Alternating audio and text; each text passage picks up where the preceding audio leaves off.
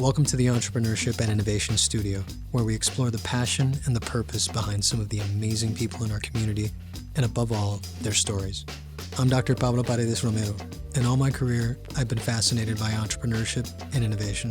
From the moment an idea is scribbled on a napkin, drawn on a tablet, whiteboarded, spoken out loud in the shower or in the car on the way to someone's 9 to 5, it's all about the work and the art behind the venture.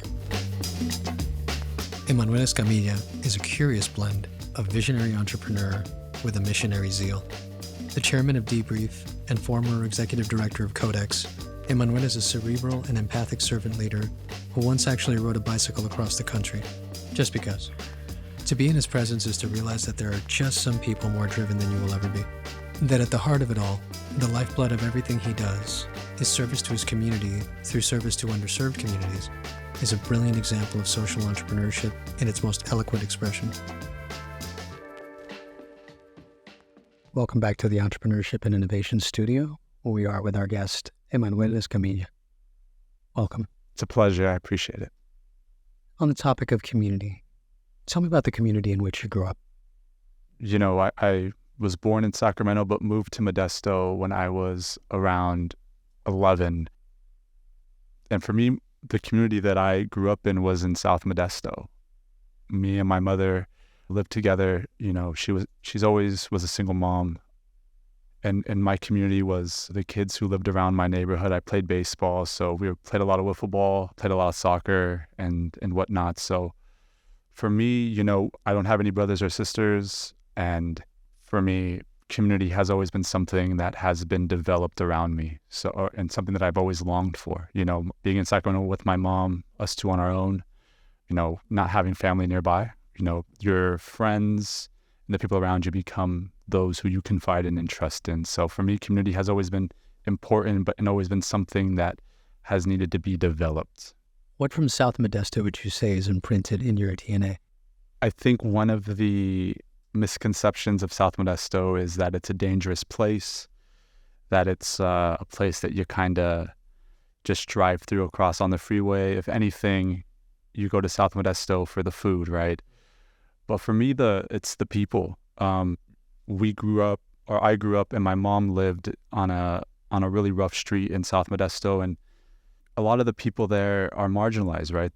They use drugs, they are streetwalkers, they deal drugs, they do X, Y, and Z. Society turns a blind eye to them, right? For me, I think what's imprinted on my DNA is the fact that some of the best people that I've ever met in my life lived on that street and had issues that I think people, in most part, would potentially look down on or think of them as a burden, right? But for me, what's imprinted there on my DNA is just the kindness. They'd give you the shirt off their back. Multiple times they were there to help me out. I was hungry. They gave me food. Needed a ride. They gave me a ride. So I'll never forget specifically some people on that road, but also in South Modesto as a whole, just great people there. The community spirit, the community vibe there, was it something that helped, do you feel, inform your future work? Was it imprinted from that moment, do you think? Yeah. You know, I think the most beautiful part of living in Southside was how everybody, for the most part, looked out for each other, right? Like, they weren't rich. Everyone was struggling for $1, but what they could give, they would. And what they had, if they had more than enough, they'd invite people to the table, right?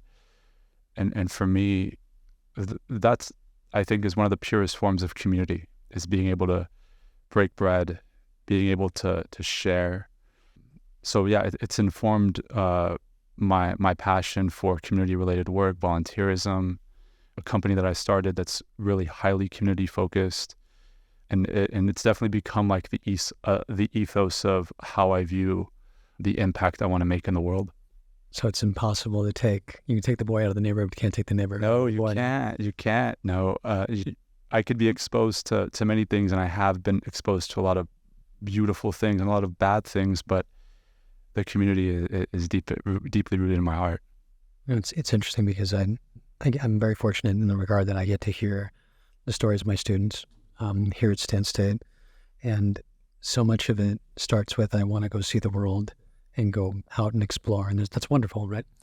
But it seems to me, if I'm correct, that you felt this is something I have to do. There is a return. Was it always that way? Yeah, there was always something there for some reason. And many times there was like a frustration because, there's a lot of like opportunity outside of this area, right? Career-wise, financially, could do a lot out of Modesto living in a big city. But just for some reason, there's been like this impression that there's something here that needs to get done. And the work that I do here, I think affirms that feeling, seeing, what I put effort into for multiple years, like seeing growth in the community, seeing growth in people, seeing impact being made, seeing changes in local government, right? I think it just affirms this kind of hunch that I have, right? I could be completely wrong, right? But there's just something that I feel good about being here, and I can't explain it. I mean, sometimes, isn't it sometimes the things that we can't articulate or intellectualize, it's like that are so valuable. Yeah. And like everything intellectually would say, hey, leave, right? You can make more money in New York. You can make more money in LA, San Francisco. There's more opportunity. There's communities that are more highly impacted, right? That need more help around the world. But I just always go back to, I didn't ask to be from this city, didn't ask to be from this area. I didn't ask to call this home. And I think we're all on a journey to find home, and I found it, and I want to build it as beautiful as I can. How have you seen, tangentially, in a related sense, how have you seen the business community evolve here in the Central Valley? My first exposure to business was when I was at an undergrad at UC Berkeley. I would bring friends to Modesto, and I always wondered why, like, once you cross over the Altamont coming to Modesto, it was always like kind of like you could feel the weight in the car kind of drop. Like people were like, oh, where are we going? But when you would go back to the Bay Area, like there was like an excitement, and there was like a buzz. I could say that, I went to Berkeley. I graduated from UC Berkeley in 2015. At that time, it was like, this is a brain drain. Nobody stays. To now, I see a lot more people who are graduating college, like considering staying. So I'd say that's one thing. I mean, that in my mind affirms that there's some opportunity here that's keeping young people interested in the area. And I feel like it's more of a conversation now with younger people that there's an interest in like staying local. So that's huge. Business wise though, I see a lot more artisanal companies emerge. Like if you go and you drive through the neighborhood in West or South Modesto, outside of people's driveways, they have taco stands. So you're seeing this really beautiful like entrepreneurship, underground economy come public. And I think that's a really cool thing. And it's important, right? Like we need for this economy to really support the people who live here, for this economy to be inclusive. We need more of that, and we need that to grow, I think. So in a nutshell, things that are occurring now didn't occur when I was younger and didn't occur when I was leaving the college. And I think it can only be a plus. I am not from here, so I didn't have the benefit or the context to know if a culturally informed, what's what they call the informal economy in economic spaces, wasn't here before. So is that a newer development? I think people are embracing it as an opportunity, as like a real thing, right? Like I think it's always been here. I think, you've always seen people selling things on the side of the road, but I think people are now thinking that it could be them. And, one thing that I've learned is that, I feel like the Silicon Valley kind of brainwashes you, is that if you start a company, it's to make $1 billion. Sure. It's to scale as fast as you can. But a lot of people a lot of like small business owners in the area, their desire is just to support their family and do what they love. They love to cook. They want to be able to provide for their family. And that is a perfectly fine route to go in. And I think more people, especially people of color, people who are immigrants, like they're going that route. They realize from talking to friends and family that, Now, there is a lot of barriers entering into the corporate sector, entering into finding a job locally, language barriers. These people have skills right now that can potentially provide them with capital. So I think they're pursuing it. Where do you see it all going? That's a good question. Part of me is concerned that, there is like a flattening potentially in these communities because a lot of these smaller businesses are very similar, right? So they're all, and there's a lot of them. So there may be like an economic flattening of the area. Everybody is kind of fighting over the same clientele, the same people. There's not a lot of influx of people from the outside coming in. So that's one concern I have. But for me, the business is just a means to a bigger end. And that is exposure to what entrepreneurship and an entrepreneurial mentality can provide, and the impact that could have on children, the impact that could have on other facets of life other than business, right? Problem solving, critical thinking, things like that. So for me, I'm hopeful that more of these companies emerge, more of these companies are supported when it comes to becoming, legally identified companies, I guess you can say, for lack of a better term, like filling out all of that crazy governmental paperwork, right, to be established, but also that the fact that they're doing that is inspiring and builds confidence to be able to do other things. What is the single most important thing you would tell a young person compelled to serve the community in the Central Valley about the Central Valley? What I tell a young person is just get involved some way. Don't expect to know what you're going to love right away. Just try things out, right? Like, you're not making a commitment for life.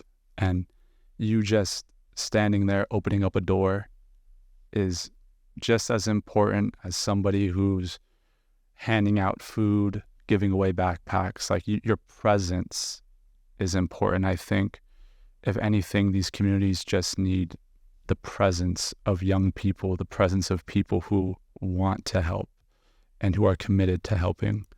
I think that's first and foremost. And with the Central Valley, like, there's a lot of, if you read, local government economic reports, right, across the Central Valley, compare them to the Bay, there's this conception that, the Central Valley is worse off.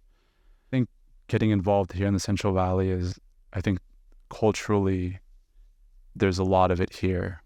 A lot of it in the Bay and LA is getting pushed out because of gentrification, but it's alive here.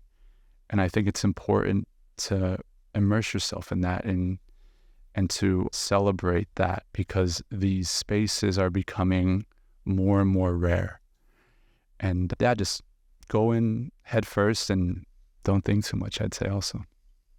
We discuss in academic circles the concepts of ongoing learning, of lifelong learning. So I'm curious to know much more about your learning, your lifelong learning journey. What would you say has been your most powerful learning experience as a business and community leader?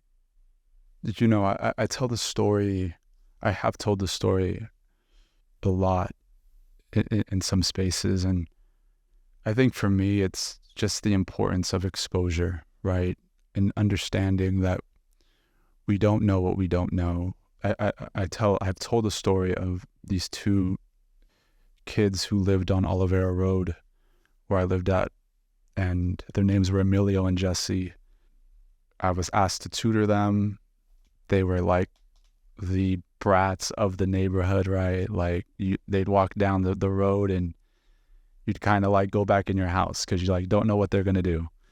And my mom asked if I could tutor them because they were on the verge of failing. I think they were in 6th and 3rd grade.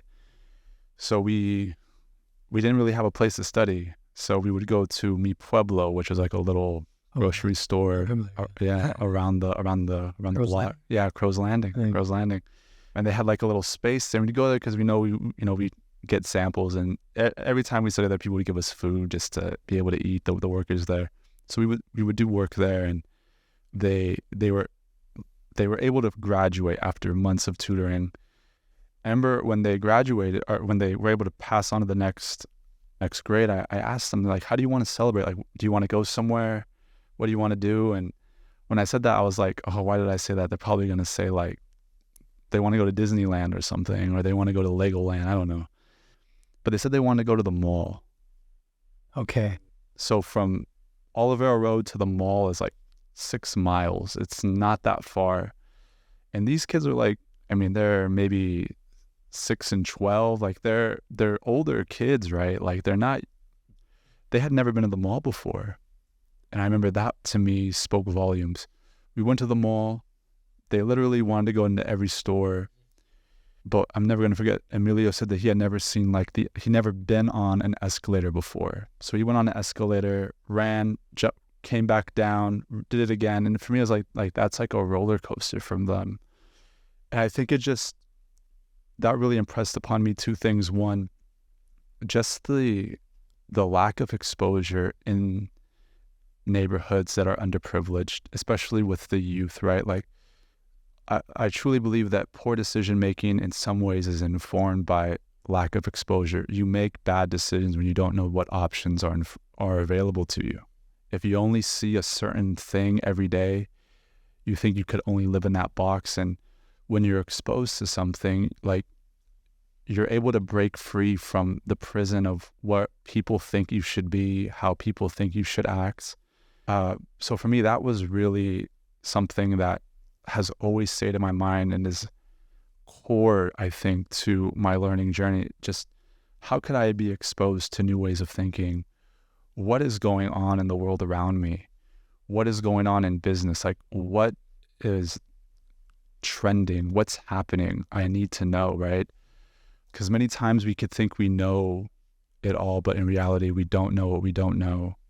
So exposure is key. Like, how can we expose other people to new ways of thinking, and how could I myself be exposed to new ways of thinking too?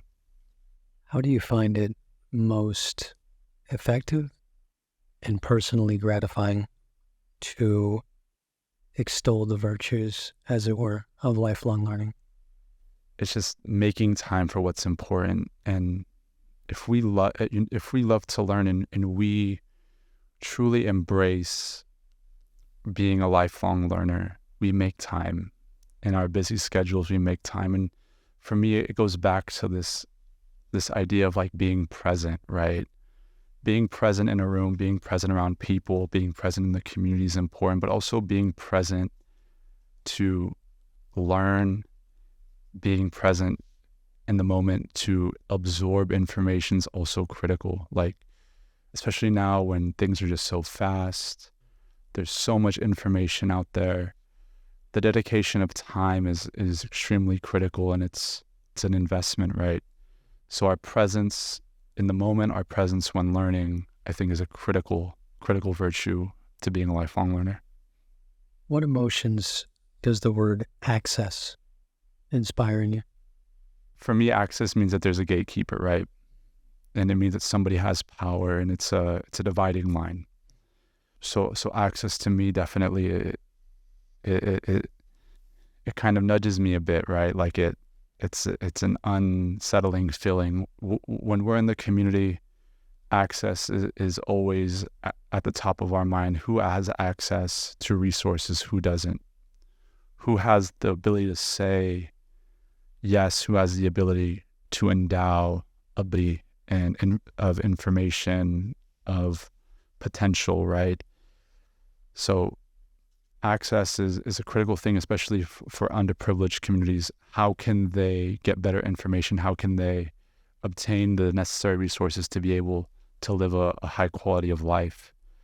It's a core thing. It's truly important, but it's also important to understand power dynamics as well, and to understand who's who, right? And what the community is asking for access for, what's really important. A lot of times we have preconceived notions about what is important and what's not, but the community has greater wisdom than we do, and they'll tell you what they need access to. It's remarkable how, especially in our underserved communities, though formal education comes at such a premium, there is an intrinsic understanding of asymmetrical power structures. 100%. Knowing that somebody is the gatekeeper. 100%. So that's have access. 100%. Like I think when we go into a community and we're gathering data, for us, we want to honor that information, and because it's wisdom, right? Like it's wisdom of experience. People have wisdom of knowledge and of going to college and having degrees, but it's a wisdom of experience that they share. And for us, the importance of honoring that is critical, right? Being sure that we have encompassed the complexity of someone's experience, and we share that in ways that could keep their story alive and amplify that voice. That's critical to community work and to the work that we do. How do you feel that Codex specifically spoke to that problem in your mind, and what are your feelings about it today? I think Codex was a beautiful example of what a community-focused engagement can look like. Codex came about from this concept of wanting to bring and expose children to a new way of thinking and to an opportunity, right? And I think that when I look back on the times of Codex, for me, it was all about children, students, and middle schoolers being able to see themselves in a different place and expanding their mind into what's out there, exposing them to things that are available to them. Again, the coding is a means to an end. It's not the hard skill of the coding, even though a lot of students who have gone through the Codex program are majoring in computer science right now. But it's the fact that now they know how to make technology work for them. Now they have been exposed to what's outside of where they live. And I think when I look back, like that's a critical value in my life. And I see that in a lot of those students. A lot of them are in college. A lot of them are starting careers. And I look back on that time fondly. Like I think that was it was an important time in my life and also in a lot of those students' lives. So it's good. It was good times and good work. Who or what has been your greatest teacher? Faith is really important to me. So I think my faith upbringing has really been the anchor of my life and my spiritual practice. But when you couple that with experience, the resilience of growing up extremely poor and growing up on a street that was publicized as being the devil's street, to being able to go to college when nobody in my family has gone to college, and being able to go to Harvard and being able to come back and now give back in a way that is fulfilling. I think that story and the resilience that it took to do that, like I think I shared with you, Pablo, in a conversation prior to this, that I haven't really sat down and thought about just that journey. I need to, but the resilience that took, I think, has been the biggest life lesson for me. And it's built a confidence that, come hell or high water, I know I'm going to make it through. I know that nothing that happens lasts forever, right? Everything is really temporal, and bad times come, good times are around the corner, and it's important to just keep your head down and work. We're so fortunate here at the podcast to get to meet and speak with high-achieving individuals. And invariably, the conversation starts moving into identity as it is related to the work. In terms of your career, what would you like to leave as a legacy based on your work so far at this point in your career? I know you got a long way to go, but... Yeah, no, and I appreciate that question. For me, legacy is the most important thing. Remember when I was in college, my mom would cry when I was in college because she said, it was kind of redemptive for her, right? She'd say, well, it all worked out. You're like on you're out of school with the sons of millionaires and billionaires. And I realize that even though I'm at the same school, I definitely do not have the same opportunities. It's completely, if I drop out, there's no safety net. There's nothing, right? It's just me back in the trailer, right? And I remember, like, there was, for a while, there was not a resentment, but a frustration, and I think a desire that, there are kids whose parents were bankers for 3 generations, politicians. So, like, the kid knows that there's a path for him. There's a way, like, there's something to follow. And I remember just being frustrated that there was never that. I feel like it was too hard. It never had to be that hard. So for me, legacy is always extremely important. And I think, and I hope that the legacy that I leave is for my family and for, my future family, that there's a path that's been created, and that it's not a self-serving path. It's a path that involves the betterment of people, the betterment of community, and the betterment of the world, right? And that's what we lead with. That's the most important thing. I'd say that's critical for me. I often think I've been fortunate to work in different spaces in my life. One of them, probably the most rewarding, actually definitely the most rewarding, is in academia. If you were to have access to designing a dream course, what would it be? I think that I would love a course just on silence, just silent. I think that there's a beauty in silence. I think that our lives are not silent. And I think that a lot of what people, at least my experience has been, I can't speak for everybody, is that a lot of what I'm doing and where I'm finding fulfillment has come from a lot of internal work that could only occur when I'm introspective. I feel like that's, like, in some ways becoming less important. So a course just on silence, right? Like, how do we create moments of silence in our lives to be introspective? And I tell this story and why silence is so important to me. Faith is very important to me, and I go to a Pentecostal church. If you've been to a Pentecostal church, extremely loud. People are running around. Not silent. Borderline, you're waiting for the snakes to get brought out, right? But it's a beautiful church, and it's a beautiful environment. But when I was in Boston, there was a different liturgy. They valued silence. You'd go to church completely quiet. And I had never experienced that in my life.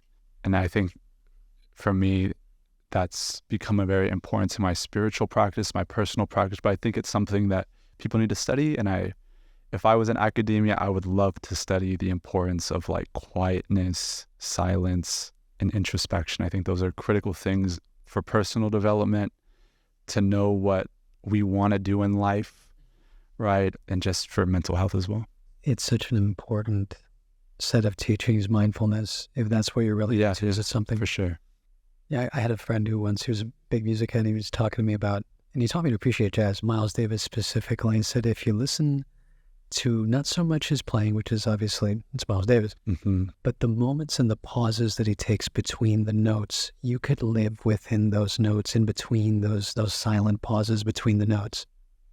It's really fascinating to hear that you would teach a course on those moments, right? Yeah, I think that there's many times you just try to brush over it, right? Or, like, we feel awkward. I mean, have you ever been talking to somebody or ask a question and it's like nobody's answering? There's like this friction that you want to, like, get over and fill really quick, right? You want to say the question again or something, but, like, living in that, like, that's a good place to be in. That's okay, and we need to embrace that more. I can see that in the way you speak. You seem very deliberate, very mindful of your words. You can see it. I can see it as a reflection of your person. As this is an institution of higher learning, research plays into everything we do. What role do you believe research plays in your everyday life?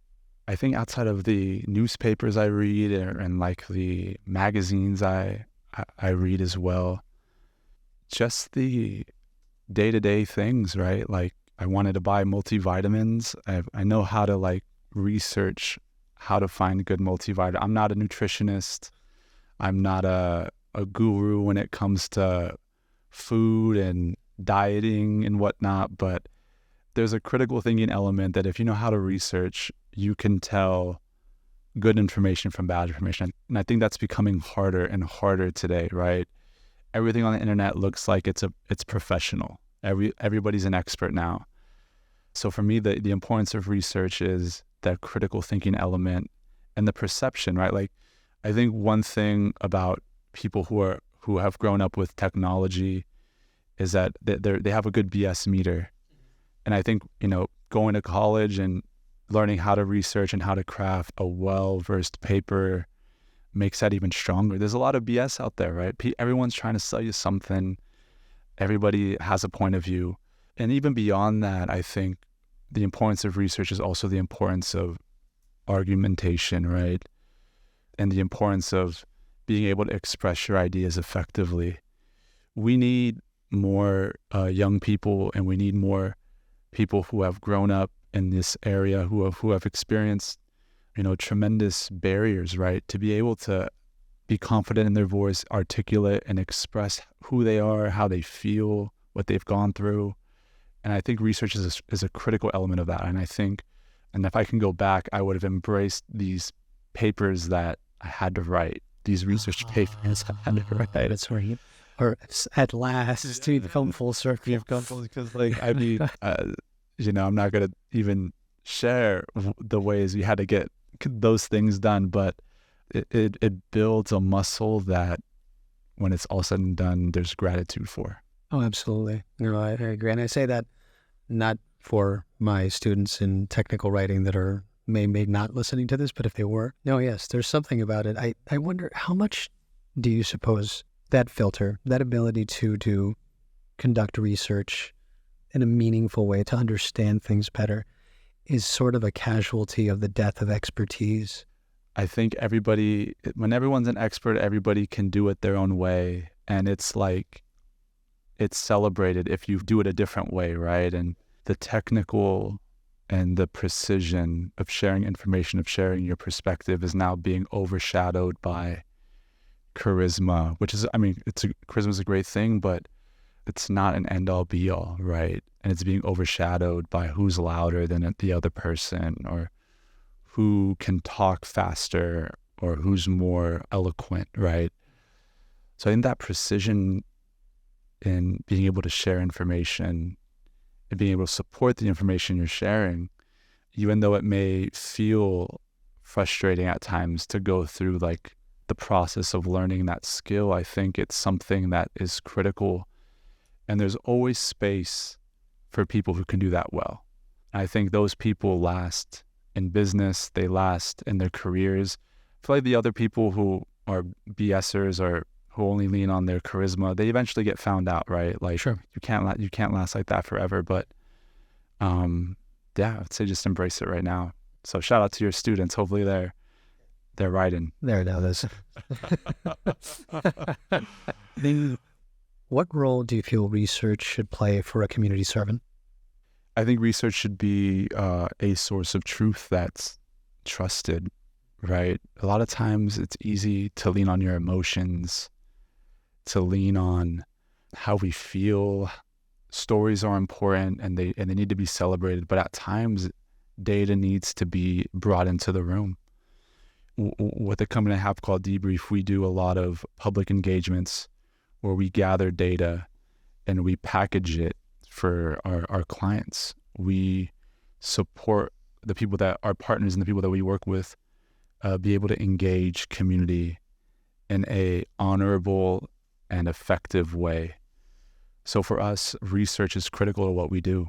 We leverage research in being able to build the capacity of community members. And in return, we use research to inform the people that we work with of what the community is saying.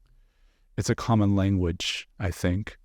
And for us, right, being able to leverage this is important. It's a way in which we can get things done to help improve people's quality of life. So research is critical in the work that I do, and the work that my colleagues do, and its tenets are essential. Through your work at Debrief, I know it's in many cases I find it hard. I find it, Freudian slip, I find it hard. So do other people I've spoken with. Find it hard to sort of separate their sentiments, their feelings from the work. How do you find yourself finding a way to stay? Because I know that a lot of your research is ethnographic, it's qualitative. How do you find yourself remaining as objective as you can while still exercising the compassion necessary to do your work? Yeah, it's tough. I think the very businessy way to answer that question is that the value we bring is our objectivity. And so there's a necessity there, right? Once we're viewed as biased, we can no longer be trusted. So that's one element. But I think on a human level, we need to ensure that one story, one experience doesn't overpower all of the ones that we're hearing. An example is in South Modesto, a project that I've been really passionate about is getting sidewalks in that area. Since I was in college, I've been trying to figure out how to get sidewalks. Through Debrief, we were able to work with the county and being able to bring sidewalks into the area. I always knew that people in the community wanted sidewalks. There's like this story of this woman whose child was in a wheelchair. He was disabled. Every morning or every couple of mornings during the week, he would be taken at like 5 a.m. to dialysis. So a van would park on the road. It would never go into the driveway. For some reason, it had to park on the road. So the mom would have to bring the child out in the wheelchair. And in the winters, it would rain. So they'd be flooded. So she saved up money and she paved it. She paid to pave it. And the story that she tells is that because it wasn't permitted, the local government made her pull it out. Made her. Yeah, they made her pull it out because it wasn't permitted. It was illegal. She kept getting citations, etc. So this is a story from the community. And that was really frustrating. So you hear that and you're like, well, this is an obvious reason why we need sidewalks. You keep talking to people and they say, well, no, because one, where are we going to park our cars? And I'm like, why are you thinking of where you want to park your cars when you could get sidewalks? But then I realize it's because there's multiple families living in a home. So if you lay sidewalks down, where are 3 families going to park their car in front of one house? And I think that's the importance of that's an example of why research and objectivity is important. There's always multiple sides and angles to a story.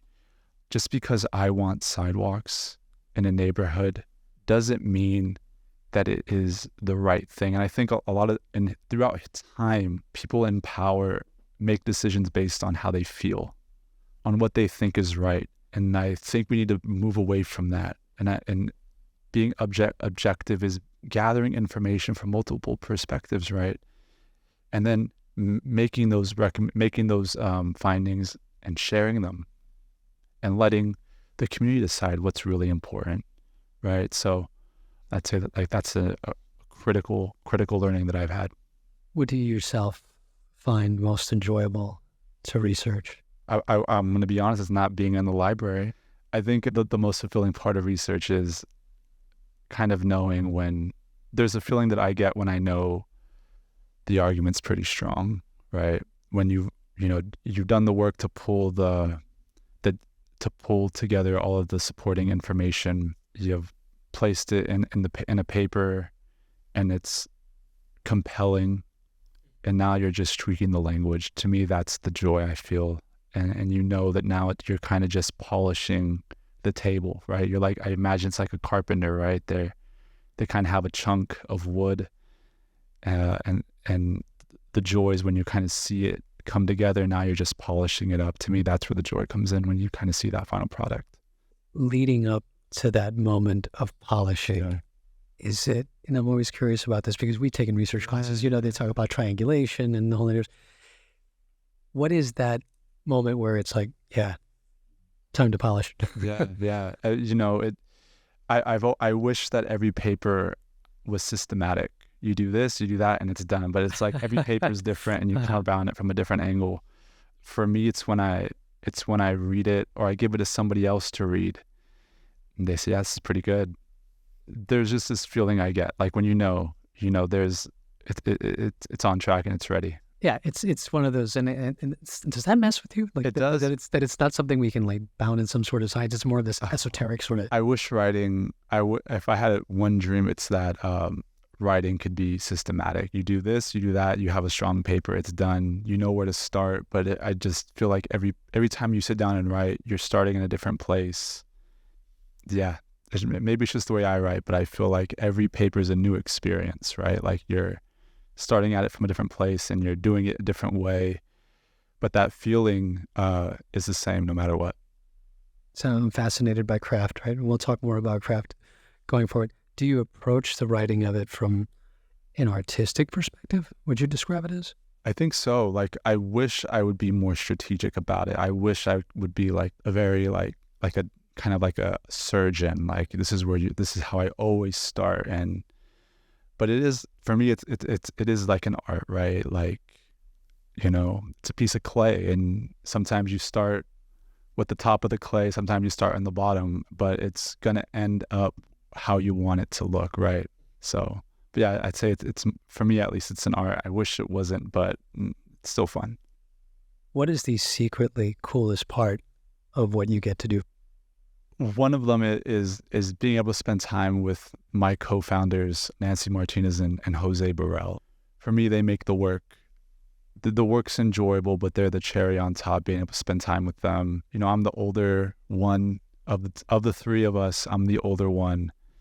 So sometimes, like, I don't have siblings. I think they're one of the closest things I've had to the feeling of siblings. So I can imagine as an older brother, you kind of think, you know it all, or you're big and bad, and they humble me a lot and they teach me a lot. And for me, I think that's the coolest thing is being able to be around people that I can trust, that I know have my best interest in mind, and that we're trying to accomplish this thing together. The work is the work. It's fun and it's great, but being able to do it with people that you really love and that you care about is a fulfilling thing. A significant part of our ethos here at the We is innovation. What does the word innovation mean to you? I think of like Peter Thiel, right? Like I admire his business philosophies a lot, and for him, business is about monopolization, right? Like it's not about being a competitive business. It's about monopolizing the industry that you're in.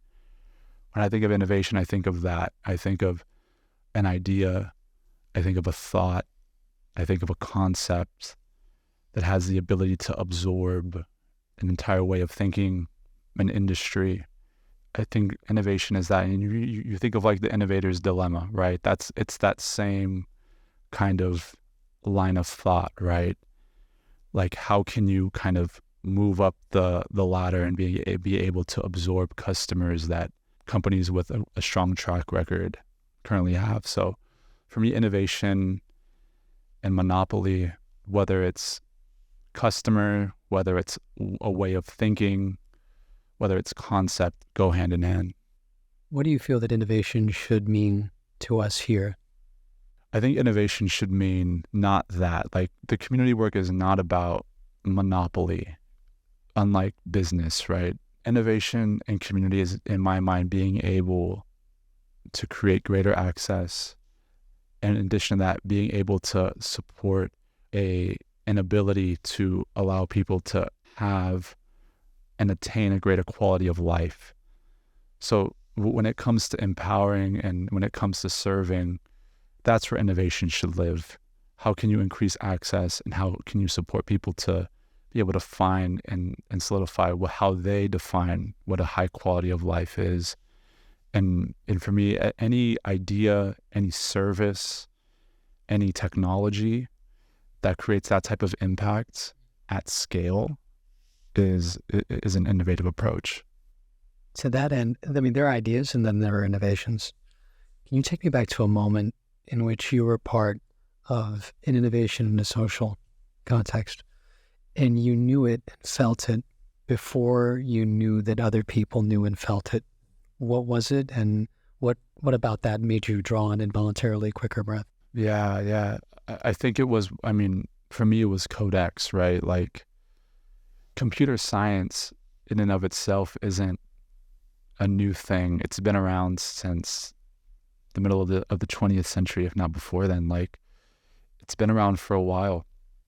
In the Bay Area, when I was at Berkeley, comp sci was like essential in public schools. They were trying to get that in every public school. Came back to Modesto, it was in no public schools, maybe one.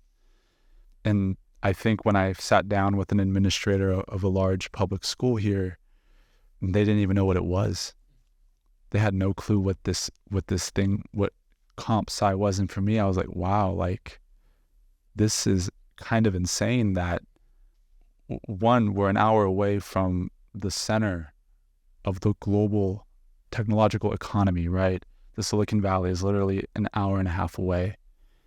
And administrators of schools have no clue what the tool to build platforms are. For me, it's like this is crazy, one, and two, there's like an excitement. This is going to be fun, right? Because now you have the ability to inform and build what you want. So I think that was a time where I had that experience. How do you feel that you've been innovative in the places that you've worked and grown? On a personal level, it's been, I think story is important. I think story can be innovative. And I think my story has been something that I've embraced, especially in spaces where stories of like mine don't exist. And I think this is an encouragement to other people who have experienced tremendous hurdles in life and have overcome them, that an individual story in and of itself can be innovative, can be a new way of understanding, can be a new way to apply knowledge. And I would say, it's the thing that's on like on a personal level. I've served on a lot of nonprofit boards, and I've volunteered and worked with nonprofits for a lot of like my teenage life, my 20s. Community organizers have always been essential to the community. They're the glue. They're the connector between community and resources and funding. They are, it's a thankless job though sometimes. Doesn't pay well. You're always on the clock. You're always there for people, and people get burned out so fast. And people who are gifted in that role, I think being a community organizer is a gift. I think an innovation that we're trying to move forward with Debrief is, how can a community organizer, how can that be a business? How can you create a model around the idea of community organizing in a way that not only honors the community, but honors oneself and is sustainable? So many people get burnt out in that role. And I think that's part of what we view Debrief as, is that, at our core, we're community organizers, but we also love data. We also are not shy about the skill sets that we have, and knowing that this is something that can add value. And we're kind of learning to live in this middle ground of being socially focused while also being focused on ensuring that there's sustainability. Do you believe that there's an intersectionality between innovation and belief itself? For me, a core element of innovation, and I'm sure there's experts there and academics who I could be completely off, but at least my personal understanding and belief system is that, innovation is about pushing the envelope, right? It's like embracing the journey of going into uncharted territory. And belief is very similar to that. Sometimes we don't see what we believe, right? We have hope, we pray, right? But we don't really see what is there. We're not experiencing what we're hoping and believing for. That's why in some ways I think like trying to start a business is like one of the, it's an example of faith, right? Like you don't see the steps in front of you. You're kind of just rolling the dice, right? And for lack of a better term, and innovation is very similar. I think there's like there is an intersection there where you don't know what's around the corner. You're hoping for the best, but there's a firm belief that what you have can change the way people think and can also create impact. Application then becomes the next logical step, and we apply the in a tangible way that which we believe in and how to hopefully affect change in some way. What does the word application mean to you in the context of a business education? Yeah, so I got an MBA locally here at UC Davis. I wanted to stay in the Central Valley. And for me, I loved learning about business and getting an MBA, and I thought it was really cool, and it was very applied. We applied a lot of our learnings and, in building models and, reading case studies and, going through scenarios. But for me, like, and when starting a business and understanding how you could apply things, it's at its core, it's the necessity of iteration, right? You're not going to apply something for the most part in the first time it worked the way that you wanted it to work. So I think the beauty of like human-centered design thinking is so important, and this need to, as you apply your learning, and I think this is why community engagement is so beautiful, because community engagement in the process of making a decision is an iterative step in making a good decision, right? You're talking to your customers, you're getting feedback from them, you're talking to the people who are going to be impacted by a decision that you're going to make, right? So it's important. So for me, applicability, and I think that the more we can embrace that, the more business leaders can embrace the iterative process of things, the better products we could have, the better services we could have, and the more client satisfaction, the more customer satisfaction there is. I'm glad that you so elegantly segued into human-centered design thinking, because it sort of informs my next question, or at least the spirit of the next question. I wonder if you could tell me about a time when it all came together for you, when you applied the different elements from your different career experiences that have helped make your career what it is now. And is it in a design sort of context? Yeah. So never in a million years where I thought I'd be a consultant, right? Or live in that world. For me, I thought I wanted to be a lawyer. I went to... A lawyer? I thought I wanted to be a lawyer. So I studied religion at Berkeley, also studied comp sci. When I went to Harvard, I thought, I'd be a lawyer and potentially also was studying divinity. And I think after a year at HLS, I realized like, man, this is not what I want to do. I was kind of dabbling at the divinity school and at the law school, thinking that there's potential connection there, and thinking like, I know I don't want to be a pastor, right? You're interpreting religious texts that's kind of similar to interpreting law. Seems logical, right? Let's see if that's a way to go. So when I finished divinity school, I decided not to move forward with pursuing a law degree. So here I was with a degree in divinity, trying to communicate the value that you can add with that degree. And in the corporate world, there's a gap there. Sure. There's a gap there, right? Right. There's a huge gap.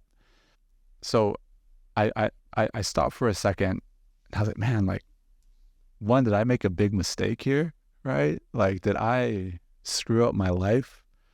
And I think, I reflected, and I think part of design thinking is kind of taking a step back and seeing, okay, what is the big picture as you're moving forward? You're like always looking at the big picture, and then you're hyper focusing on kind of what it is, the thing that you want to build. And then there's these ebbs and flows in that process, right?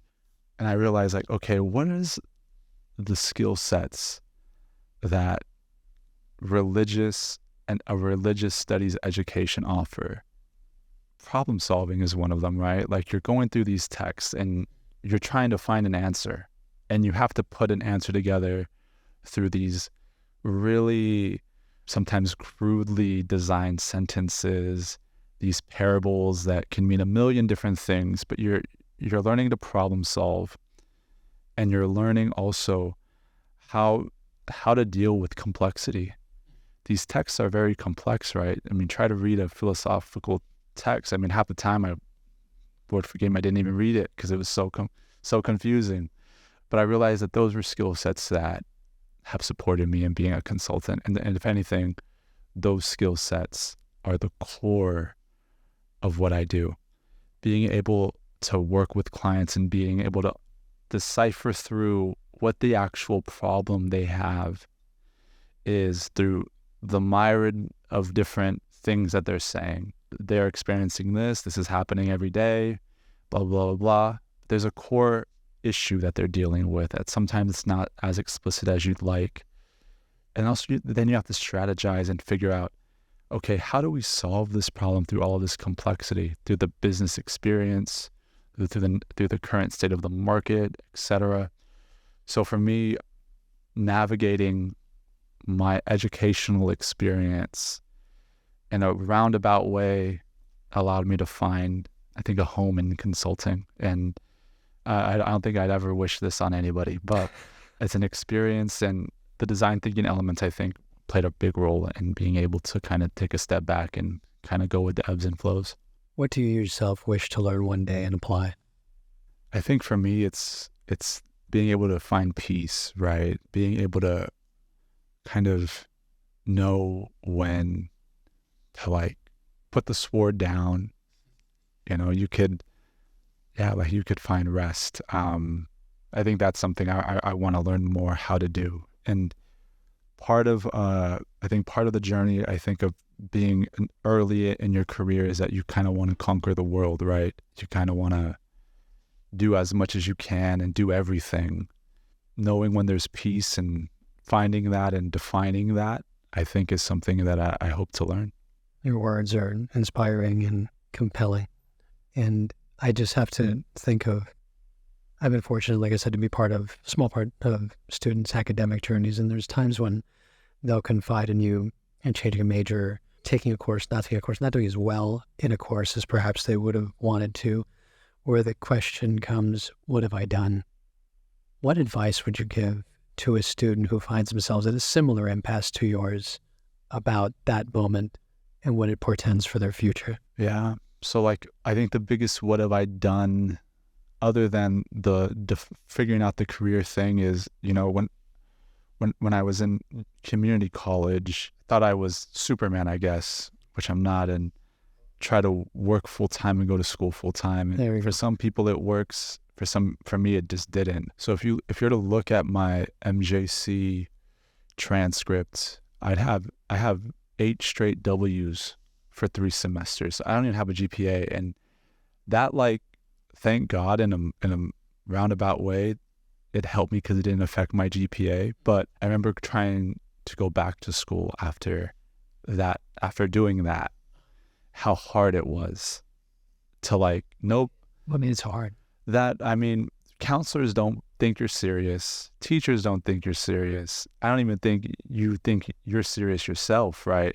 But I in that moment, it's like, okay, it's like now or never, right? It's like you kind of have to bear down. If you're going to do this, it's going to be rough, but you just got to kind of get through this right here. You got to get through this part and hope that it's not going to be as bad as it is right now. So I'd say for any student who's dealing with a kind of a dilemma, I think that's a call to bear down and really focus, right? And define what the reason is that you're doing this, right? I think that has to, if anything, that moment ignites the reason why you're doing things, right? So I always look back at that as in a thankful way. I got over that.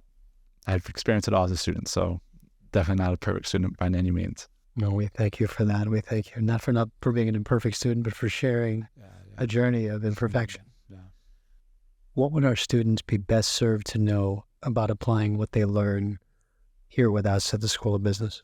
I think that just keeping in mind that, a business education is holistic, right? That there may be classes that you don't like over other classes, but it's the holistic experience that really builds capacity. And I think that finding a fit in business education is important. Building a community, being around people who are like-minded and who want to accomplish the same things that you want to accomplish are critical.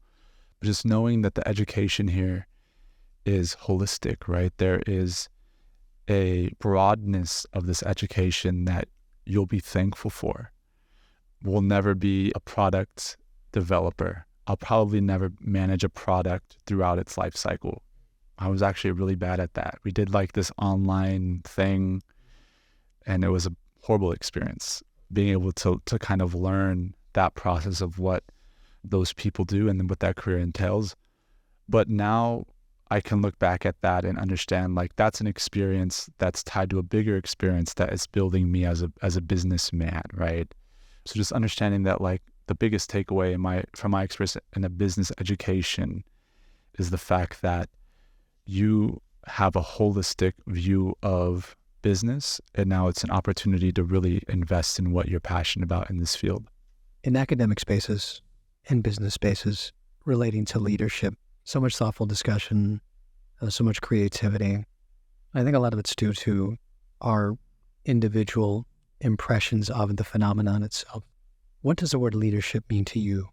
We all have a different definition, I think, and it's based on our experience. But, growing up as a kid, I loved like ancient history. And I loved like Alexander the Great and Constantine and all of these incredible warriors, right? They were successful because people followed them and people entrusted their lives to them.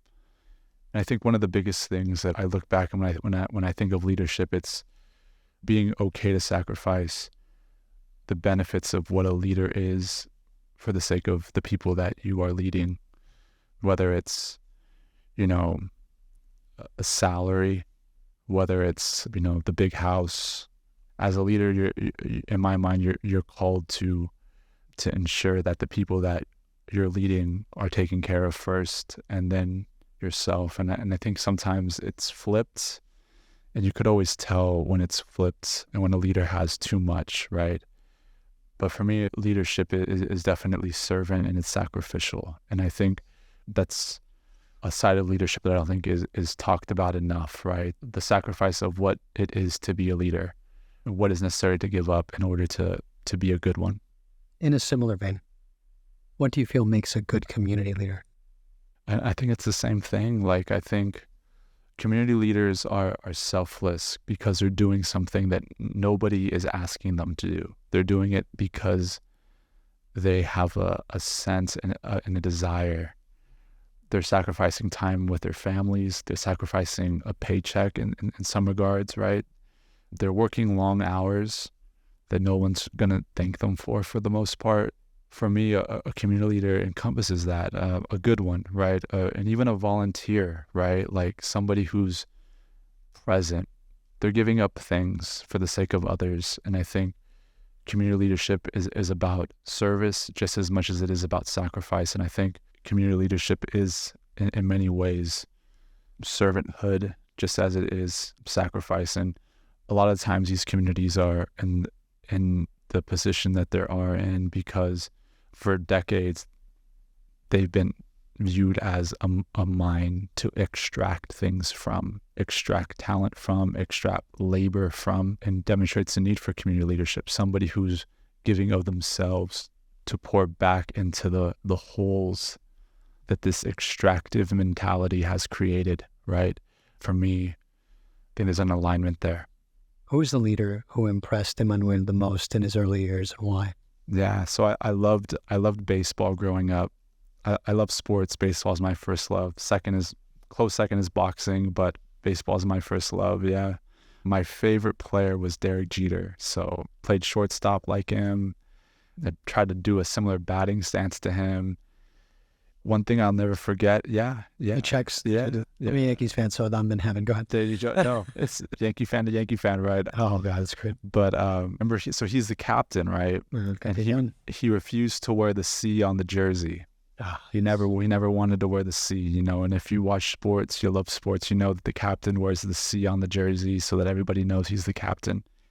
And he didn't want to wear it because he felt like the people that played with him knew he was the captain. So there's no need to be different than those he was around. So for some reason, that's always stuck. I don't know why, but growing up, he was like my idol, and he was a great leader. From what I knew about him, given I don't know about how he is behind closed doors, but he always was there for his team. So I'd say like, you know, sports wise, that's a leader I definitely admired. But a leader who I also greatly admire is like Teddy Roosevelt. Wow. I think he was an incredible leader. FDR was an incredible leader. Abraham Lincoln. You know, I love reading American history and presidents, because there's always a turbulence, right? I think leadership is defined in turbulence. So, you know, there's a lot of other great leaders, but funny to say, I think Derek Jeter, in my mind. Fantastic, elegant, and I want that is a non-debatable point in this podcast as long as I'm behind this microphone. There you go. Who is it now?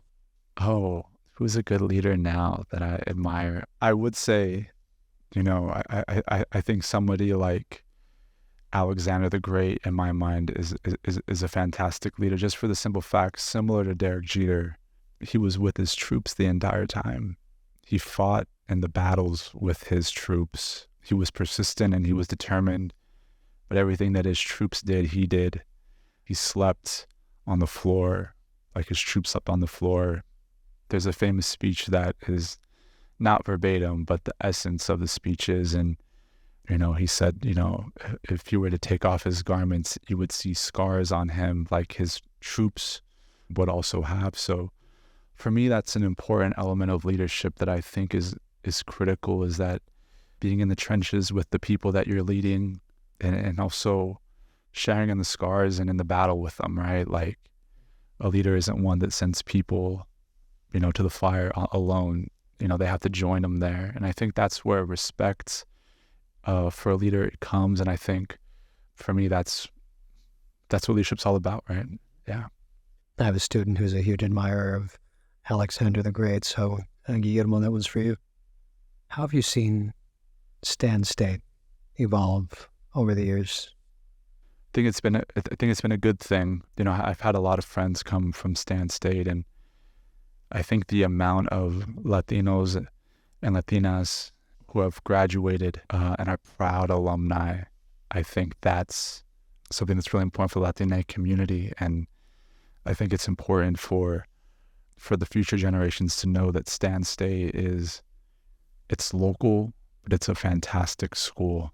Seeing the numbers, I think it was a couple of years ago, that mobility numbers, right, employment numbers. For me, you know, when I was in high school, going to Stan State was like a drag. I was like, oh man, I'm going to Stan State. I'm not from around here, so I'm deconceptualized. No, but like, you know, I graduated high school in 2008, so I'm dating myself. Now I'm starting to feel old. Oh. But I think from then until now, I think that the standard of the school is high. I think it's becoming the crown jewel of our Stanislaus County community. And it's viewed as a pathway to mobility. It's viewed as a pathway to success. And I think that's something to be celebrated, right? Like, sometimes you don't truly understand what's in your own backyard and the value that it holds. And Debrief had an opportunity to support the Stan 2030 process. And, you know, Stan State was there. They were supporting the initiative. And for me, it highlights the importance of wanting to build an economy that's inclusive to students and inclusive to the future makeup of Stanislaus County. So it's really exciting to see what's happening here. When you think of Stan State now, what comes to your mind first? When I think of Stan State, I think of how uniquely situated it is in the country. I'm going to offer some context here before I go deeper into that statement. with Debrief, we lead an event called In Solidarity. It's a conversation about racism in Stanislaus County. We've done this for 2 years. We have about 125 people attend these public events, right? We're just having small group discussions on racism in this area. When I think of Stan State, I think of how uniquely situated it is in the social fabric of the country. Colin Kaepernick is from Turlock. He's the modern face of the civil rights movement, I'd say. There's also, I believe, a former student or somebody who lived in Turlock who was a national leader of a national or a white nationalist organization that had a national purview. So I think of Stan State as being in the middle of this really unique spectrum that is, I would honestly say that it's very rare in this country to have that wide of a gap. And I hope, and I'm seeing it just from friends and student movements on campus, that this importance of this college it's emerging, and I think its role in the social conversations on racism and access issues is something that I think I would love to see the school embrace, and I'd love to see it lead these conversations. And I know it's leading it in some ways, but just, more of a call to action, if anything. Like, I think that it's just so uniquely situated, this county so uniquely situated, that our voice matters in this conversation. That's a powerful responsibility. Yeah, it really does. It really is. Yeah. What are your thoughts on the Warrior Entrepreneurship and Innovation Initiative and its place in the region going forward?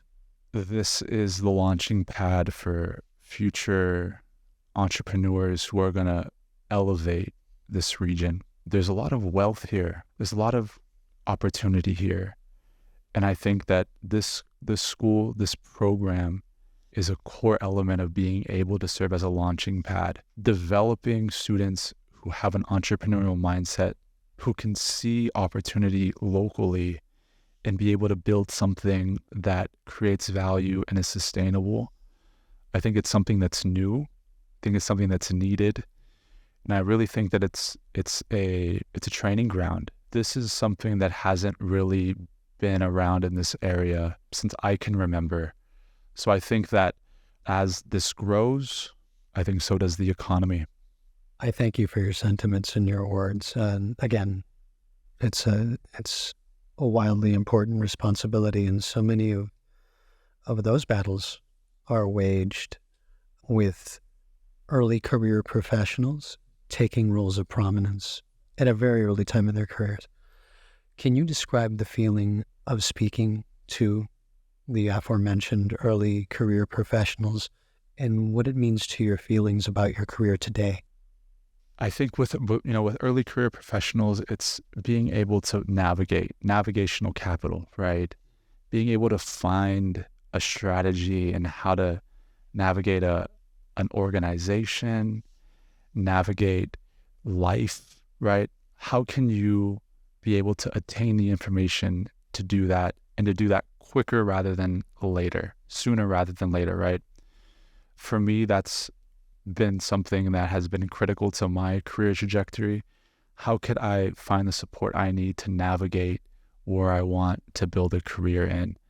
Where could I find mentorship, insight, information to build that strategy? I think it's incredibly important for early career students, adults, to be able to sit down and think about where they want to be at in the next 3 to 5 years, and to build some type of accountability process to be able to attain those goals. I think sometimes once you start making, real money, once you start having a job and you could start paying rent, buy a house, buy a nice car, all of that kind of gets forgotten. You kind of get lost, especially if you didn't grow up with money, especially if you've never, your family wasn't wealthy.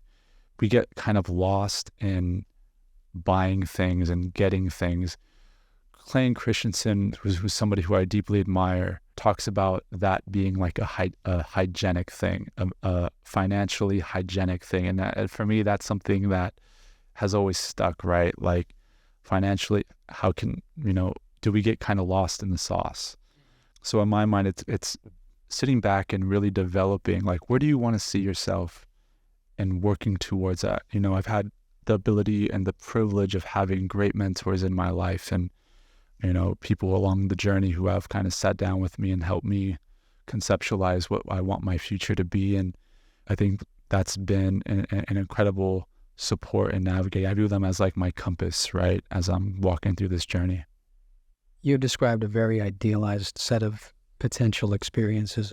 How much of that do you think that comes from underserved communities? We don't have those privileges, access, material things.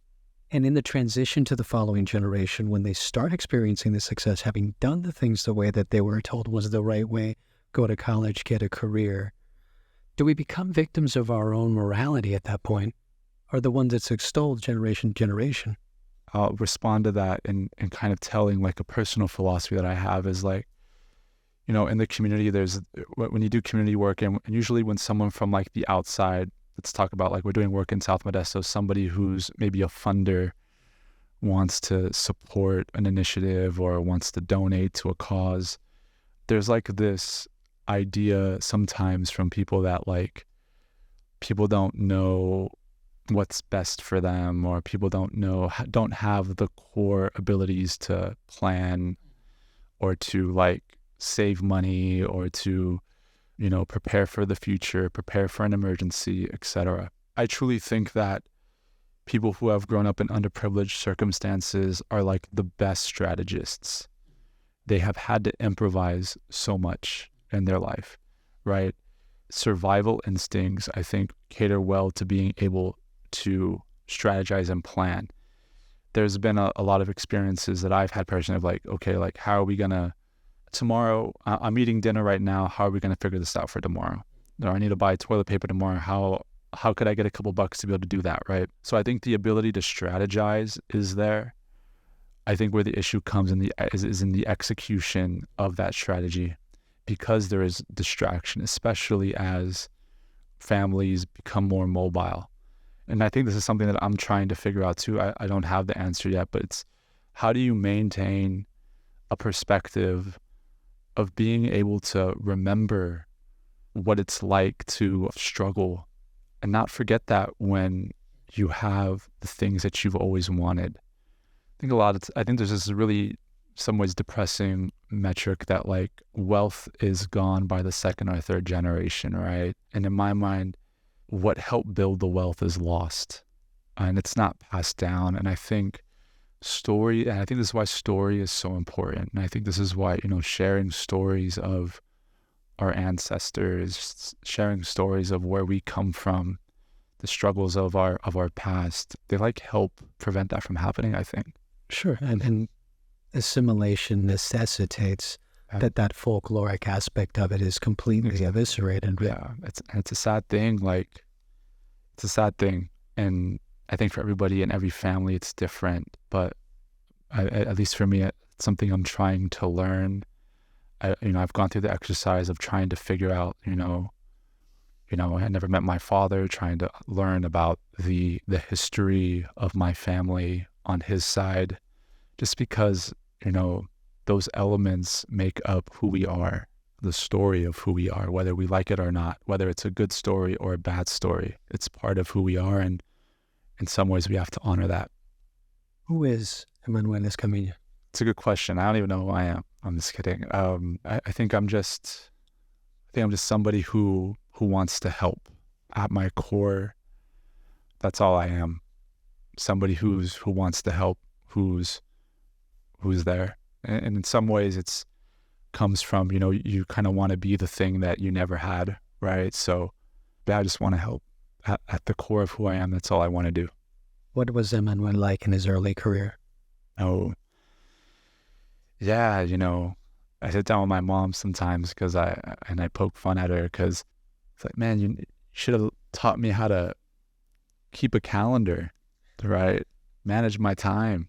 I think early career, and I'm going to say a name. If Peggy Lee is listening to this, I am sorry for being a horrible subordinate, I guess you could say, because managing time, being on time, things like that, just little things that like we overlook, but sometimes in our upbringing, it wasn't emphasized, right? It's so much of this is cultural. Like you're trying to say, like 15 minutes late to something isn't not fashionable. That's cultural. Yeah, exactly. Exactly, right? So my first, I think, real job was in San Francisco. It was at an impact fund, and oh man, if I could go back, I would. But yeah, I mean, I learned a lot of difficult lessons there, and I think, yeah, a lot of cultural things that I had to kind of unlearn and had to relearn other things, but also know that there's a time and place for everything, right? Sure, of course. Our ways are not their ways. Exactly. Where did Emmanuel see himself now, then? I would never think of myself, I think, trying to start a business that was community focused back then, right? Like I kind of had it in my mind that I was going to go a certain route, but I'm grateful. I truly am, because I can't help what I'm passionate about, and I think I had fought that for a lot because I wish I would be passionate about other things. But yeah, like I'm grateful that I've embraced the passion that I have for community-oriented work and the ability to define or the ability to allow who I am to be present in that. I love data. I love numbers. And being able to create a niche in this work where I could do that. Who are his earliest allies, supporters, mentors? Yeah, definitely people in my church. There's a beautiful scripture that says that God is a father to the fatherless. So, my mom was an incredible mother, but she tried her best to play both, be a mother and a father. God bless her for that, because it was hard and I wasn't the best child, but just so many people as a child, kind of stepped in to be a mother where my mother couldn't really be a mom. Think of like the Cunningham family in Sacramento that let me stay with them for months on end as my mom was kind of finding herself. I think of people in my church who, when I was kind of bouncing from house to house as a teenager, opened up their doors to let me stay with them. My cousin Victor and Cynthia. I think of other people who, people of faith who have just always kind of been there. So, I'm always grateful for the people that I believe God puts in my life at important moments to kind of give me water when I'm thirsty or give me food when I'm hungry. And there's been so many people, and probably so many people who I've overlooked that have done that, but just truly grateful. What would Emmanuel now say to start a conversation with Emmanuel then? Oh, geez. Yeah, I think I would just tell him that it gets better, right? And to not worry. I wasted a lot of time worrying about the future, and just to enjoy. I think the importance of silence, right, is this importance of like really sitting in the experience of what's happening. So I think I would tell Emmanuel then just to kind of enjoy the ride and not worry too much. Like it all works out at the end. It really does. What does it mean to you to be a Latino leader in the current climate? Something that I think about a lot, and for me, it's just being sure that I honor those who came before me. I think that's critical. We have not gotten to where we're at now on our own. There's no such thing as a self-made person. We've always had support, and we always stand on the shoulders of others who have laid a foundation. And for me, especially in the community, there are people that have done so much work in the community, and there are so many people that have given their lives to this work. And it could be as grand as a name as Cesar Chavez. It could be a name that nobody even knows, right? So for me, it's just honoring the people who have given of their life to this type of work, and those who have paved a way for me to be able to do the things that I'm doing now, for me to be able to go to college at these schools, for me to be able to work where I work at now. Like, I think there's a lot of people who have paved the way for that. Adversity, being on the ropes, it's all part of so many stories. If you would describe a scene, the where, the why, the how, if you could take me back to the first moment that you realized you might not be able to deal with this particular challenge, whatever it was. So I'm 32 right now. So I haven't lived a long life, but I feel like I've experienced a little bit of life. And sometimes the adversity is unasked for, and sometimes it's your fault while you're dealing with adversity, right? And I think for me, choosing to ride a bike across the country was something that was like a decision that I choose to put on myself, which was extremely hard. But I will give an example of this. So I started in San Francisco and was going to St. Augustine, Florida. That was the trip. It was over 3,000 miles. As I was getting to San Diego, I went to a town called Julian. It's supposedly the center of the world for apples. So apples randomly, great apple pie, all that stuff. So Julian is about 5,000 feet. So getting to Julian was extremely hard, but leaving Julian was extremely easy, downhill the entire time. So I had to get from Julian, and I wanted to get as close to Yuma, Arizona as possible. Julian was, not to Yuma, but to El Centro, California as possible. That was the trip for that day. The only problem is from Julian to El Centro, you have to go through the Anza Borrego Desert. So I made the mistake of leaving Julian kind of late, around 9 a.m. So I got to the desert by 11. No water, no food, and it was so bad that I had to wave somebody down for help. Wow. They dropped me off at a border patrol, but that's another story. But I think when facing that level of adversity, knowing when to ask for help is critical. Not trying to muscle things out on your own. But it's also important, I think, on a personal level, like knowing where our weaknesses lie and knowing our capacity. It's important to push ourselves. It's important to know like where our limits are and to know where those limits are. I think that was a critical lesson for me. So I haven't been on a bicycle since finishing that bike ride and haven't been back to Julian since. I don't think I'll ever go back. What does intentionality mean to you? Yeah, I think it's being thoughtful of others. Sometimes that can be hard because a lot of times we're looking out for our own self-interest, but at its core, intentionality is thoughtfulness, right? How is what I'm doing affecting somebody else? How is what I'm doing going to impact somebody else? Why am I doing this? How is it going to benefit or hurt somebody? I think that's all critical to intentionality. Working in the community, thoughtfulness is key, right? You can't last in community work being selfish. So I do think that thoughtfulness is critical. Technology, education, faith. What have they meant to the story of you? There's a thread in all of it together, right? And faith is the anchor, but it's the lens by which I view everything that I do, right?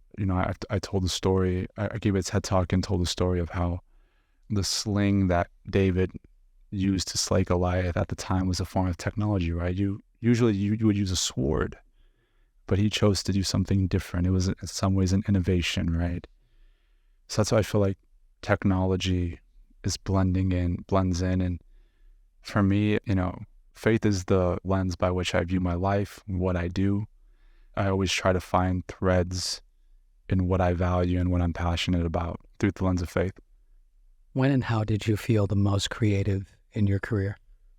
I think creativity is something that I value a lot. It's something that I'm learning a lot about, right? The importance of constraints with creativity, right? Not creativity with no boundaries is dangerous. I think the most creative that I've been in my career has been the opportunity to be entrepreneurial and the ability to feel empowered to do that. The ability to have an idea and to try to build something kind of out of scratch. To synthesize different ideas as well is also important to me. So whether it's Codex, whether it's Debrief, the ability to to imagine something and then pull all-nighters and whiteboard for hours.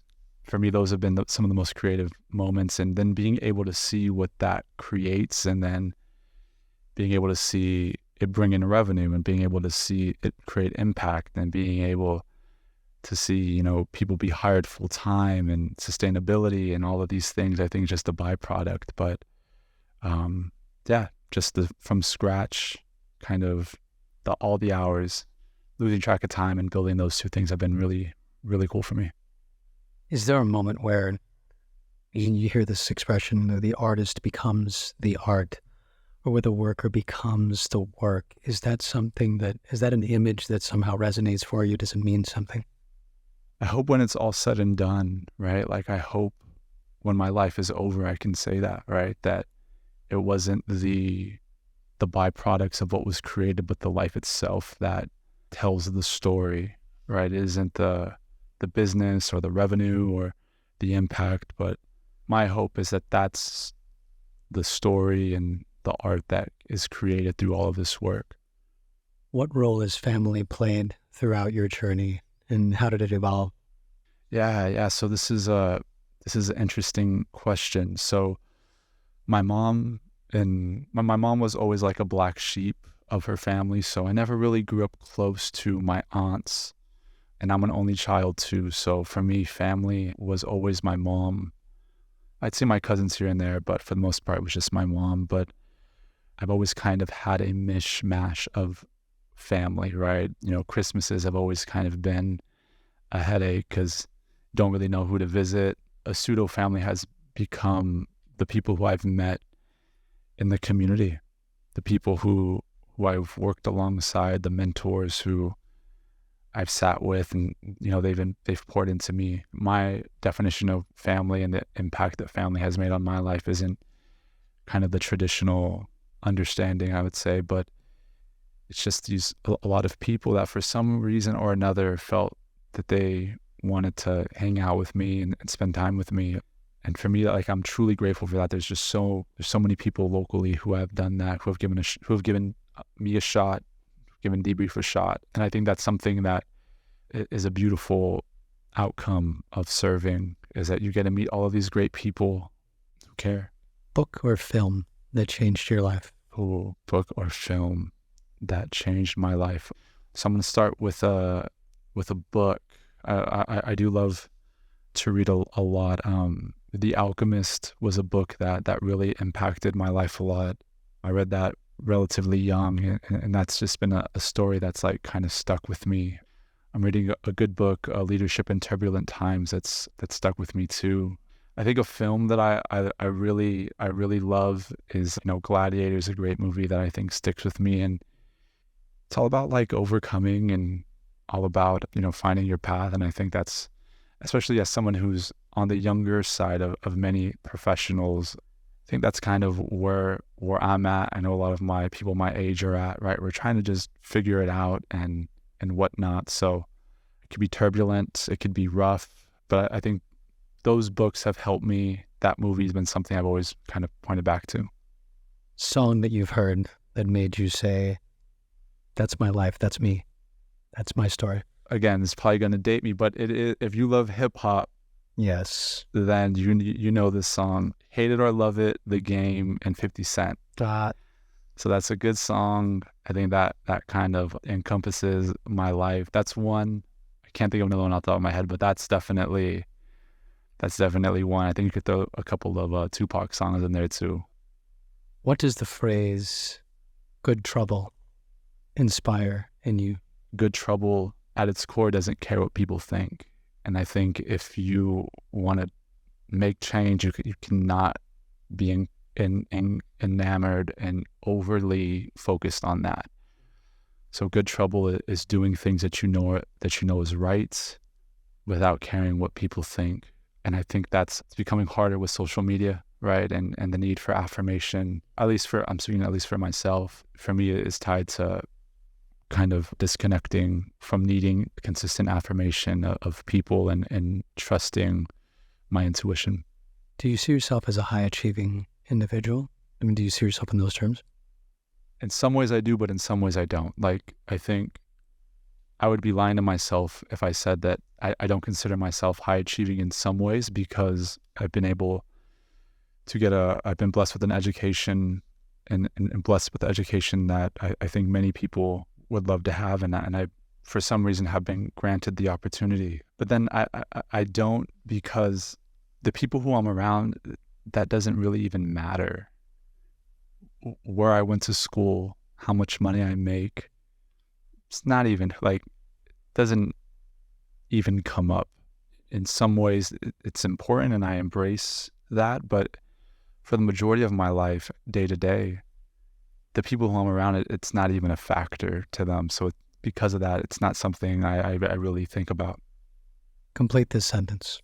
Recently, I've tried Indian food for the first time. Okay. Surprisingly. Okay. Surprising. That is surprising. If you're in South Modesto, you know about Family Fun Nights. We just finished that last Friday. So recently I finished that, and I'm thankful because a lot of the last month and a half. Yeah. So two things. Recently I had Indian food, delicious. Don't know why I didn't try it sooner. But I also finished a really big 2-week community event. So yeah, grateful for that. Listeners, I actually saw the authentic response of our guest to those two instances. Yeah. The longer I do what I do, the more the more humbled I get. You know, there are incredible people around me. And, you know, I think we all sometimes think, you know, we have a good idea and whatnot, but the more and more I do this, the more humbled I get by just brilliance. And it comes in the most random times and the most random people, the most random of ways. It's a good thing. Just get out there and... Yeah, just get out there and serve. Like, I think that's the biggest, if there's one takeaway from this conversation, it's that. Please get out and serve. Find a place where you could give 30 minutes of your time to somebody else. I guarantee you'll feel better about yourself. You'll feel happier overall. So yeah, just get out and serve. There are or will always be people who critique, right? There will always be people who critique or think they have a better idea than you, or think that you should be doing things a certain way. That's fine. It's going to happen, but I think that's a tough lesson I've learned and come to embrace. Yeah, there's always going to be people who think that they know better. Life has taught me to try to enjoy as much of it as possible, to live for tomorrow, but not live in tomorrow, right? And to embrace the past, but not live in the past, right? My mantra is to be strong and courageous, right?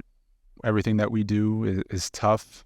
The goals that we have are hard to reach. They wouldn't be goals, but it takes strength, mental, physical, spiritual, and also courage. Courage to fail, courage to look yourself in the mirror when you're tired, you don't want to do it anymore, but also the courage to continue.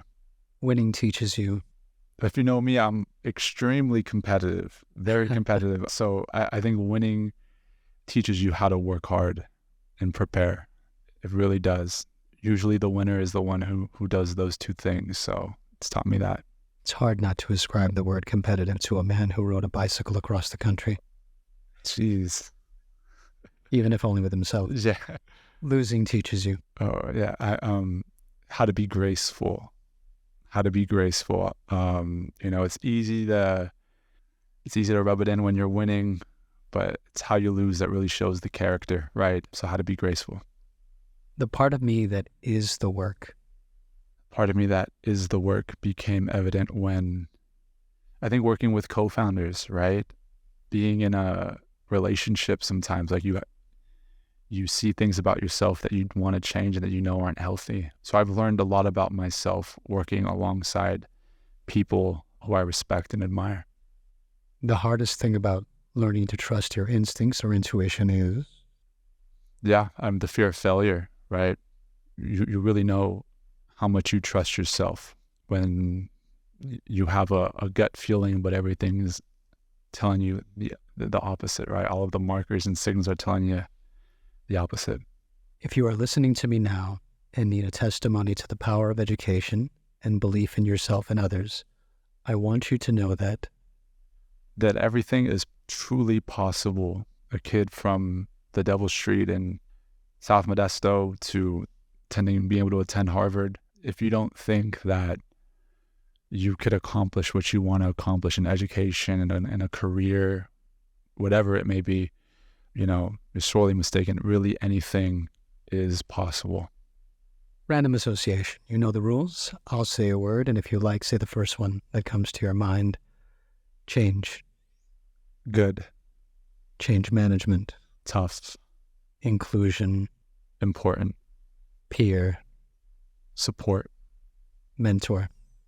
Critical. MBA. Rough. MD. Rougher. Traditions. Important. Teaching. Lifeblood, right? Lifeblood. Meaning. Life. Parable. Faith. Solidarity. Essential to life in today's world. Identity. A journey to find. Responsibility. Passion and an obligation to oneself. Time. A vapor, for sure. Place. Place, Modesto, Stanislaus County, home. And now we come to the segment of our podcast that we affectionately call The 11. Originally of Proust, taken by Pivet, given to Lipton, and shamelessly appropriated by our podcast. What is your favorite part of starting something new? The favorite part of starting something new, I think it's the energy that you have when you're building. There's like this sacred energy of like, once you immerse yourself in it, it's crazy. You can't explain it. It's a whirlwind, but it is joyful and gives so much life. What is your least favorite part of starting something new? I think just the uncertainty. There's thoughts of like, what if this is wrong, that are always lurking in the back of your mind. So self-doubt. What interests you the most? Data. Like, I think knowing what's happening and the trends that are occurring around it. What interests you least? Sound bites that take things out of context. I think that that is not data. That is like the opposite of true information. It's frustrating. This is a radio station after all. What music, artist, genre, or song reminds you most of your early days in entrepreneurship and innovation? It's a good song. So it has to be definitely EDM. I feel like a lot of nights with EDM, I'd say like Alesso, Big Room House, Ultra Music Festival for sure. Yeah, hey, you're from Miami, so I'm sure you went there a couple times. We'll talk off broadcast for this. What food or beverage reminds you most of your memories of your first startup? For me, it's definitely a Gatorade. Gatorade and also bagged lunches, because at these schools, we worked a lot on schools, so we always got summer bagged school lunches. So yeah, I'd always be sure to bring a Gatorade though. What profession, non-entrepreneurial, do you admire the most? Teachers. I think selfless job. What job prior to entrepreneurship did you dislike the most, and why? Oh, I always say one of the reasons why I went back to MJC after performing so horribly was that I worked at a factory and I learned what hard work was. Thought, man, maybe I could get a job at an office and sitting down. So shout out to all of those people who are working in, manufacturing, who are working manual labor jobs. I mean, you guys are incredible. If heaven exists, what would you like to hear God say when you arrive at the pearly gates? Well done, my good and faithful servant. Immediately thereafter, what idea or innovation would you like to pitch him, her, they, it, with the universe as your marketplace? I would say open source access to heaven. That's what I'd say. Emmanuel Escamilla, it has been a distinct pleasure. Thank you for visiting us at the podcast. Appreciate it. Had a great time, and thank you for this opportunity. Thank you so much. Thanks for listening to this episode of the Entrepreneurship and Innovation Studio. This podcast is part of the Warrior Entrepreneurship and Innovation Program, affectionately known as the WE. Our series is recorded on the campus of Stanislaus State at the KCSS radio station and produced by Frankie Tovar. Follow and subscribe on your favorite podcasting platform. I'm Dr. Pablo Paredes Romero, wishing you the best of everything, always.